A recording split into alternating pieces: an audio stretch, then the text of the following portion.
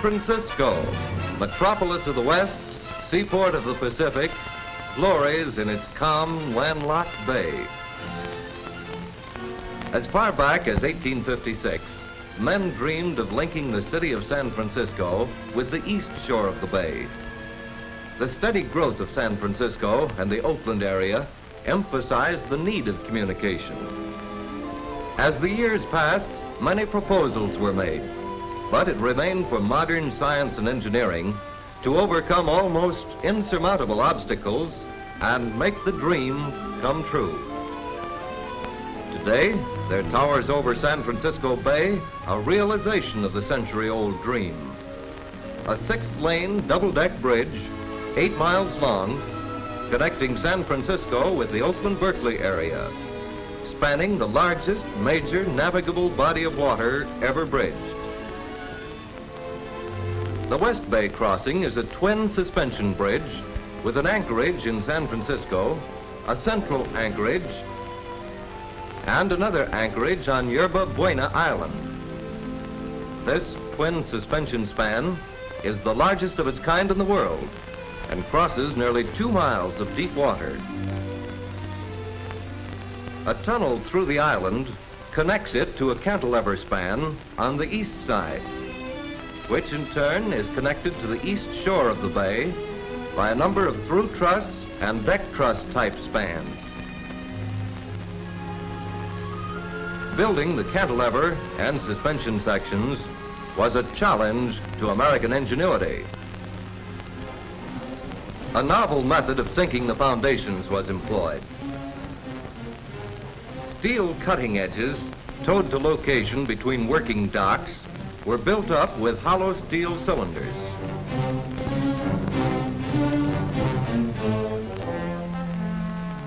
Wooden walls, the worked walls, encased the cylinders. New units were added at the top as caisson sinking progressed. This cross-section diagram shows the caisson in position between 2 working docks. Air pressure was maintained in the cylinders to control the sinking as concrete was poured into the spaces between them. On reaching bedrock, the mud was scooped from the cylinders and replaced by a 30-foot concrete seal.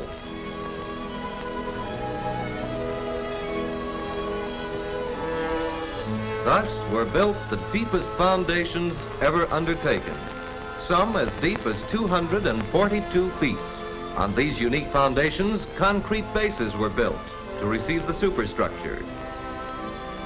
The huge steel towers rose like magic. After years of planning, the visions and blueprints of the engineers took physical shape under the skilled hands of the men of action. The bridgemen, long experienced in this hazardous business, went about their work, sometimes in precarious positions, expertly guiding the steel into place. Some sections weighed as much as 79 tons.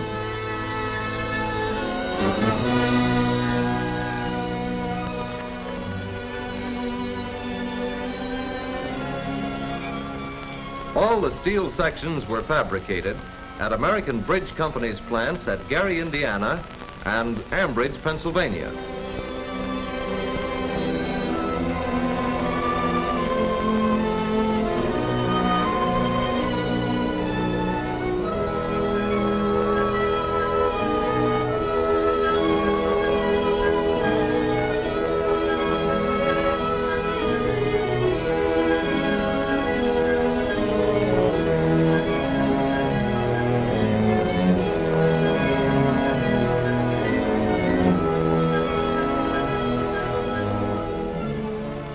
Looking toward San Francisco from the center anchorage in the West Bay, 2 of the 500-foot towers for the suspension bridge can be seen. Looking in the opposite direction past the other pair of towers, we see Yerba Buena Island, where the great East and West Bay sections of the bridge are connected by a tunnel.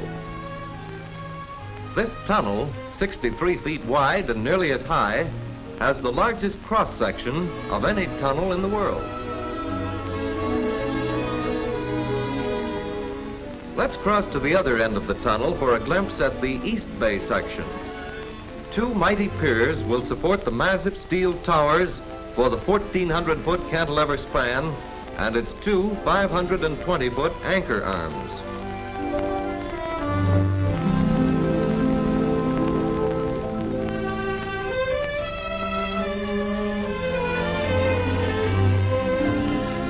High above the waters of the bay, the fabricated steel sections swing into place with infinite care and precision. Building the third longest cantilever span in the world, the longest in the United States, was the bridgemen's toughest job.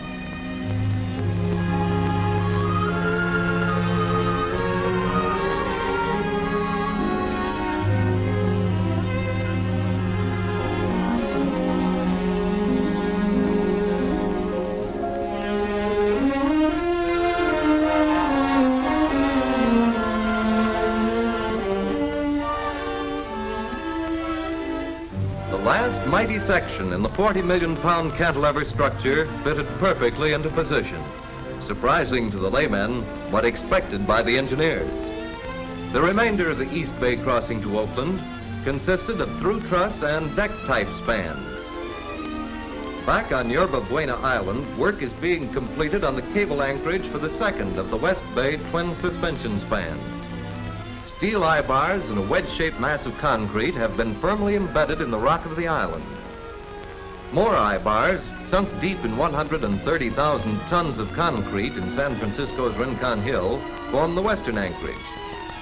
The 340,000-ton center pier, with its steel A-frame and eye bars, is ready to serve as a common cable anchorage for the twin suspension spans. While signs and sentinel launches keep bay traffic away from danger, the catwalk ropes are drawn into place. A huge reel of USS American Tiger brand wire rope at a tower base feeds out above the water toward the center anchorage, 1,160 feet away.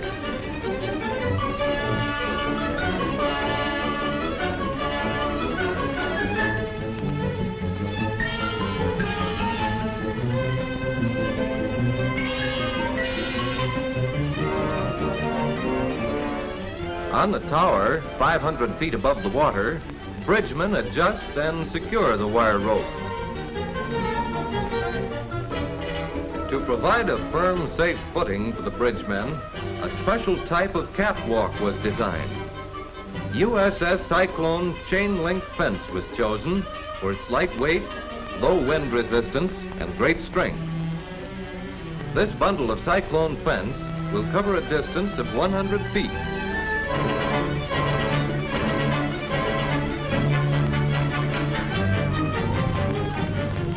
When sufficient flooring had been placed to reach the next tower, it was stretched into position.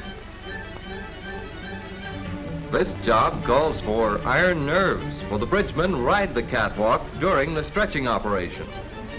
But after the precarious footing during tower erection, this 10-foot catwalk was a cinch.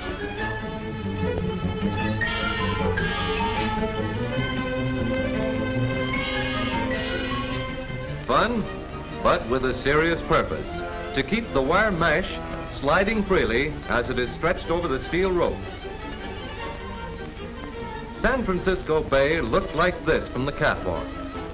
Far below, the old ferry boats plow stolidly along, soon to be replaced by trains of electric cars, automobiles and trucks, rolling in an endless stream across the bridge that soars above.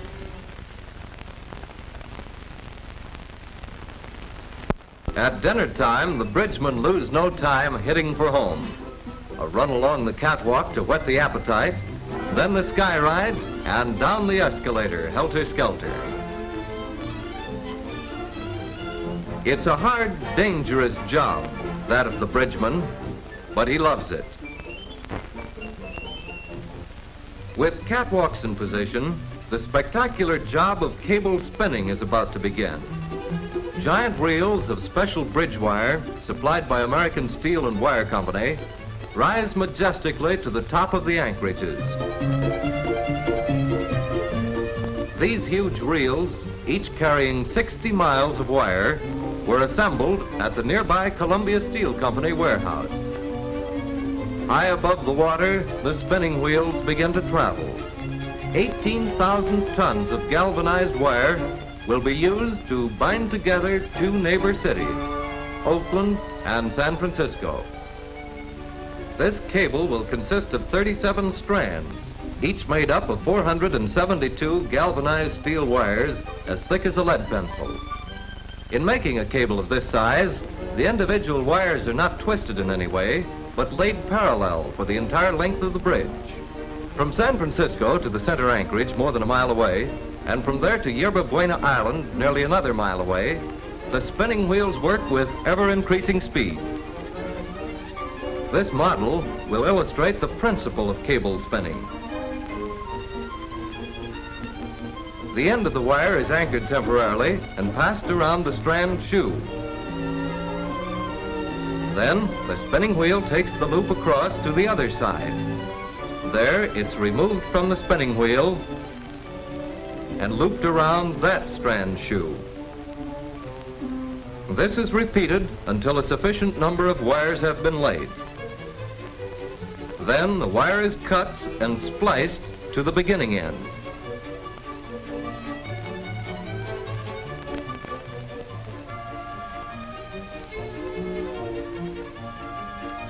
Day and night spinning continues.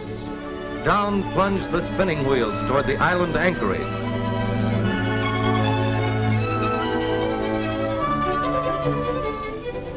There, bridgemen remove the wire and rethread the wheel.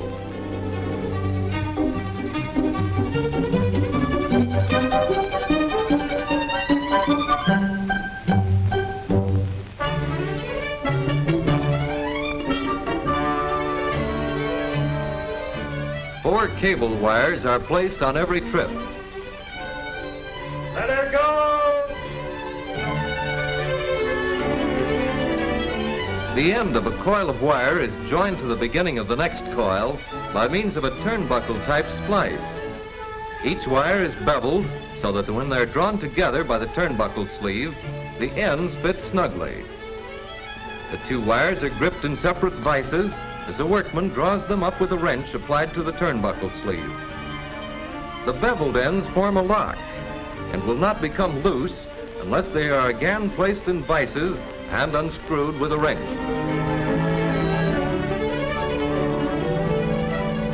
Two spinning wheels operate on each hauling rope. Halfway between the anchorages, they meet and pass. A clanking cowbell warns the bridgeman of the wheel's approach as it continues to spin its web of steel against the sky far above the traffic of the bay.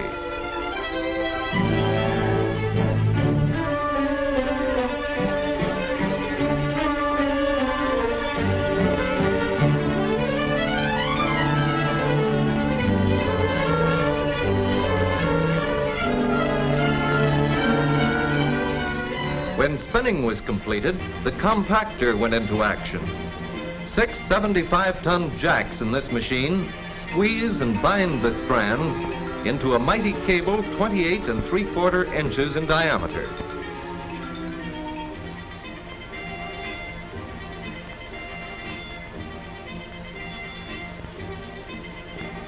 Special steel castings are spaced at intervals along the cable.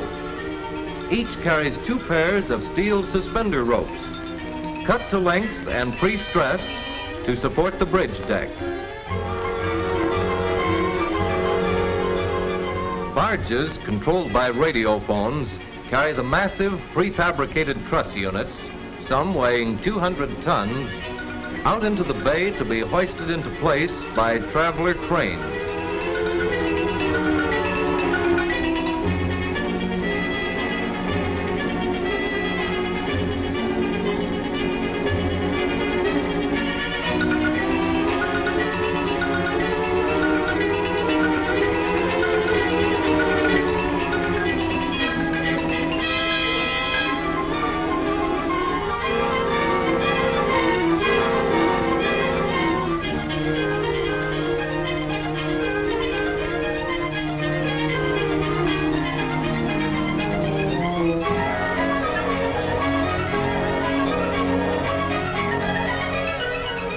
Soon, hundreds of sections had been guided accurately into place in the structure. An amazing example of coordinated engineering, manufacturing, fabrication, and transportation. The work of the bridgemen is completed. The rugged men of steel are ready to move on to the next job, wherever it may be, of drawing together the people of the world. When they leave, the romance of bridge building leaves with them. These men of skill and courage are the adventurers whose work and sweat and toil have constructed a mighty edifice, woven a web of dreams into a web of steel.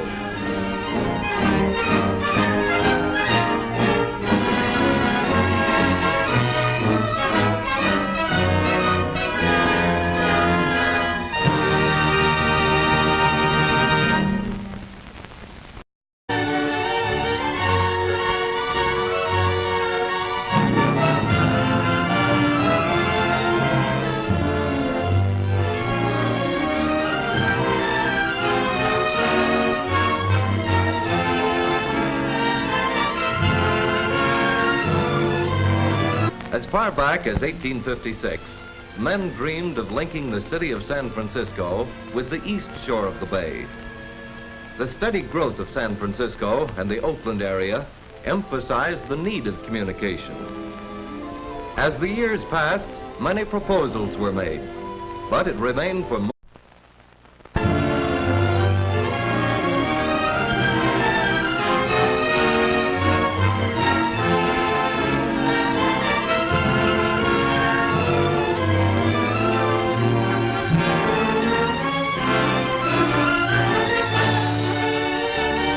modern science and engineering to overcome almost insurmountable obstacles and make the dream come true. Today, there towers over San Francisco Bay a realization of the century-old dream. A 6-lane double-deck bridge, 8 miles long,